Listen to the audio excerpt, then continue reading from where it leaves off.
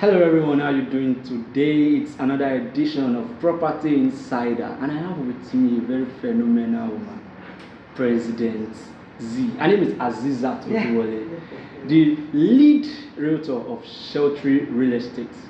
This woman virtually started real estate during her NYSC, and from there it has been on a higher radar. I am happy to have you this day. Thank you. I'm happy to have you. Thank you for having me today.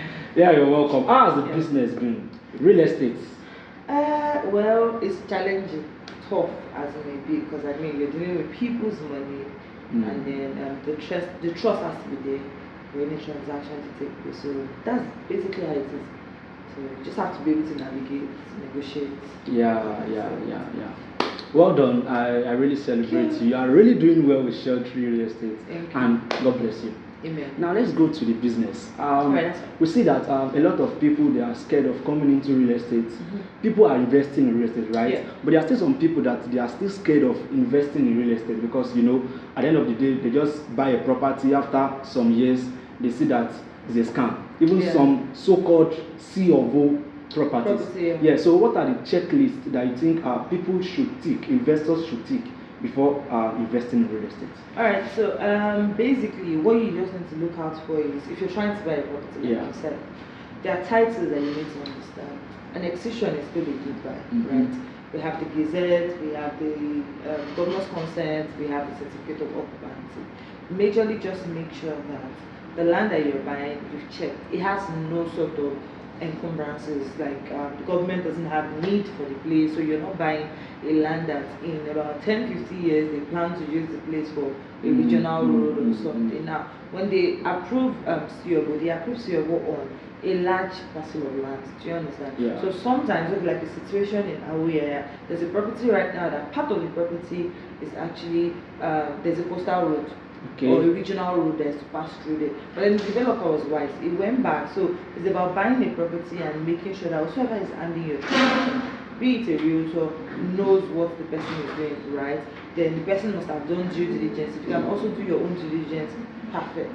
You check and make sure that, okay, there's no road in between your property, there's no this one, there's no that one. It can have a C of O, and then it can still be building on a government road. So you have to be very careful in that aspect. Make sure your survey is registered. If anybody is selling anything to you, they should have a registered survey. Do you understand? Exactly. So you check everything you need to do at due diligence. You just have Alausa, or that you need to just take the coordinates of the place, go and check at Alausa, pick your preferred points and pay. That's really it. Right, beautiful. So you need to check everything checkable. Go to Alausa and get it verified. Now there are some people that have bought into some of these lands. I understand that some properties in Beduleke, they bought in the process. Some people are falling victim to this. What do you think they can do? Now, for excision in process, it's a dicey situation. It's like a 50-50 situation. Now, personally, I've sold some excision in process. However, these are properties that the client said, I want to buy.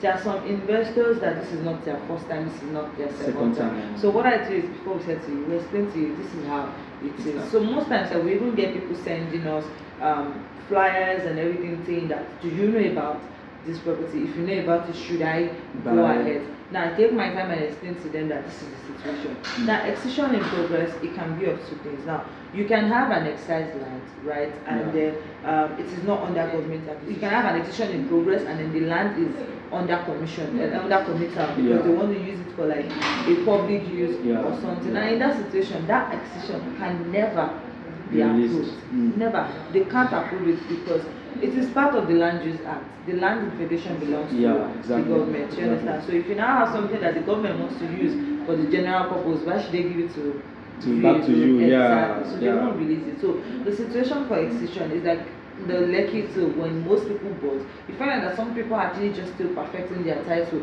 on some of the Lekki scheme 2 lands, Lekki lands that they all had. So investors, old investors, they understand the trick and say, okay, you know what, I'm just going to hold on with my excision. Bearing in mind that the government's power will change hands, right? So the next person coming in might be interested in approving the excision for people, and then they approve. The next person might not even look towards real estate. Do you understand? Yeah. So I mean, the last section we had was fashola, right? So Mm-hmm. somebody did not even look in that direction at all. Yeah. So that's what you need to just understand. That if you're buying this thing, it's a 50-50% risk. It's easier for the client to buy when the client understands that, okay, I made this decision by myself. Do you understand? Other than saying that, oh, this land is a genuine land, knowing fully well that it's accession in progress, so but you're advertising that you're saying it's a genuine land, it's a genuine land, it's a genuine land. Make sure they understand. Like I've said, I've sold. I can count maybe like some 6 plots accession in progress, and that's all. Yeah. My entire stay in this whole real estate that I've done up to now, maybe like some 6 plots, and there were clients that said, I want requested for it by themselves. I want it because they are cheap. They felt like, I can just, you might have like loose funds and you're like, okay, in as much as you've checked, it's not under commission and committal or something. Yes. So they just go ahead and buy. So that's just it. But if the client doesn't understand or does not have that basic understanding, and then you sell to them, it's more like you deceived me into buying. Exactly. Thank you so much. I love the part that you have to educate them before they go ahead to commit their payment to it, so it doesn't seem like you just lure them to buy. Yeah. So in your years of experience in real estate, do you think there's a particular kind of property that people love to buy? Well, people like to buy land majorly because if you buy a house, it's if your house is not producing income for you, it becomes a liability. Before you know it, they start to call you, the AC is leaking, the paint needs painting, that's house for you. Yeah. So if you're buying a house, I sell on 2 factors, right? You're buying the house for personal use, right? Or you're buying the house for rent. So my transaction process with clients actually is something that takes a while. I can use like a week on a client, getting them to understand that this is it. So I like to ask questions. Yeah. The land that you want to buy, do you have plans for it in 5-10 years? What's the objective? Do you understand? The house that you want to buy, is it for rent? If you want to buy a house for rent, you don't expect that I'm going to sell to you one house in the main estate and I'll tell you to come and rent it. It doesn't speak right. So if you want to buy rent, like an apartment for rent or a house for rent, there are lucky houses, Orchid Road, even Abramadesanya is now, in fact, is more perfect for rent. If you want to do for short let, we know we're talking VI, Ikoyi, Ikoyi, Oniru, Lekki Phase 1, Ikate, like that. So that's why I said you need to ask questions. So if you're buying a land or you're buying a house, it varies. The power of funds that individual clients have varies. So most times, averagely, going by the economic situation of Nigerians, most people buy land because really that's what they can afford. If you want to buy a house, say you even want to buy an upland property, 10 million is actually just your initial deposit. Whereas you're able to buy a 10 million naira land and then you pay it out right now. Exactly. So I think people are having this crazy love for beachfront estates, waterfront. Yes. Well, we realtors also have a way of making or controlling the market. I'll put it that way. If you find 10, 15 realtors, 20 realtors start advertising a particular property, it gets to the mind of the client that I saw this advert. Oh, what is it about? Do you understand? So most times it's not actually as if there's a demand for beachfront properties. It's the realtors that move the market by the way they advertise these beachfront properties. Do you understand? Exactly, nature, serenity, like that. Now, beachfront properties are still even different from resort type of living. Do you understand? So if I would say there's a demand for the resort type of living because of the way Mr. Africa has done the Lakwe Lakes and Bob. So people know that, okay, that's like a reserved living, but they cannot afford to buy in Lakwe Lakes and Bob. So if they find an alternative, they jump on it. But see, beachfront property is as a result of the way realtors are really just pushing it out. They're saying that buy a beachfront property because of the appreciation that beachfront properties give in the long run. So that's quite beautiful. Now, I mean, we preach land banking. People love land banking. They go to somewhere, buy in developing areas, large parcel of land, and what have you. Now, and then there are some people also that they prefer to buy in the urban areas, in the developed areas. What do you think these people are seeing that those buying land banking are not seeing? Alright, so when you buy land banking can be in an urban area. I can decide if I have a huge sum of money, go to maybe Nikon town in Lekki, there's a land and buy. It's land banking, so right. So it's a matter of funds. It's not necessarily because they are going to rural areas to go and buy properties there and everything. It's a matter of funds. I can decide. And also, when you look at the appreciation curve in real estate, you don't expect to buy. If you buy a 250 million naira land in what's the name? Maybe Victoria Island or Lekki Phase 1 and everything. In another 4 years, yes, you'll be able to sell it for a higher value. But imagine that 250 million, it gave you one plot there, right? Yeah. It would give you probably the entire estate there, or an acre, or a large number of plots. So that's what people look at when they're like, why am I going to go and buy just one plot there when I can actually buy so many plots here? And in another 15 years, start to resell all those plots there. So that's just the situation there. Oh, beautiful. So depends on your idea of it. Depends on your funds actually. The idea of it, your funds, so you can be able to choose between this or that. Now, land banking, rental property. People prefer one to the other. Because of their knowledge and understanding of it. Now, for someone that is trying to, make money from rental income, maybe shortlets, what do you think the persons have to know ahead? All right. So for shortlets or for rental income. Now, for shortlets, location is what kills shortlets.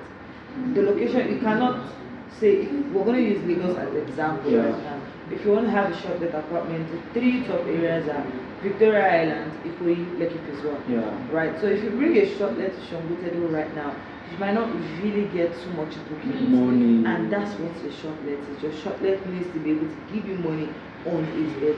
Do you understand? So now the people that are to land banking versus shortlet is really because they cannot afford the expenses that comes with running a shortlet. By the time you want to do a shortlet, it's not just a house. The person needs to make furniture in the house. Do you understand? Electricity, water, everything. So at the end of the day, most of all these estates that we sell that come fully serviced are actually what investors are looking towards. Like, okay, well, all I have to do is pay for the service charge. So if there's anybody coming to say they want to shortlet or anything, there is electricity, there's water. All I'm doing is just furnishing the house. Do you understand? For them to be able to use it for the shortlet and go, because my service charge is going to be paid regardless whether they come or not, because it's an annual fee. So that's the situation there. So, but the money to do land banking, you can't compare it to shortlet.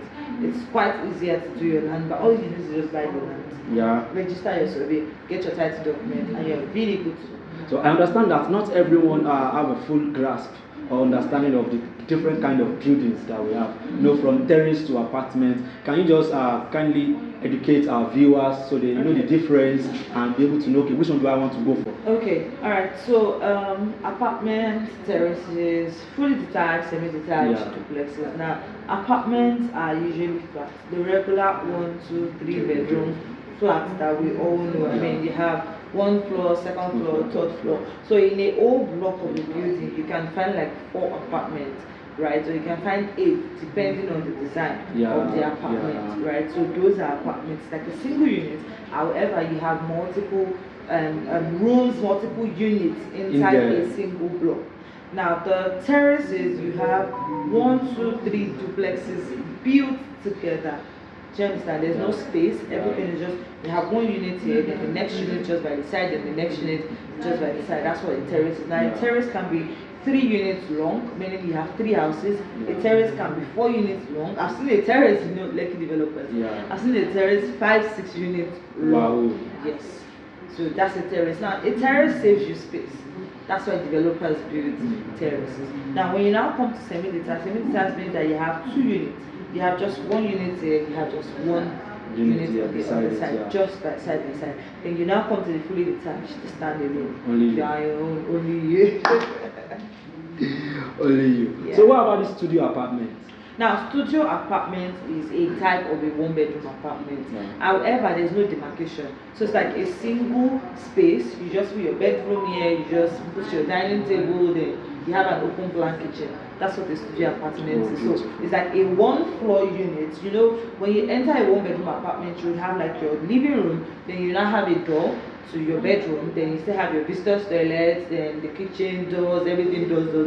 A studio apartment is an open plan space, no doors. You can now decide to say you want to use some fancy design elements for demarcation and the like, but that's up to you. A single apartment is just an open plan space. All you need to do is just put your bed here, create a section for your dining, create a section for your kitchen, bachelor suite, you're good to go. Beautiful. Thank you so much. It has been an amazing 120 minutes with you, Azzizzat. Thank you for your time. I hope Sheltery go from grace to grace by the grace of God.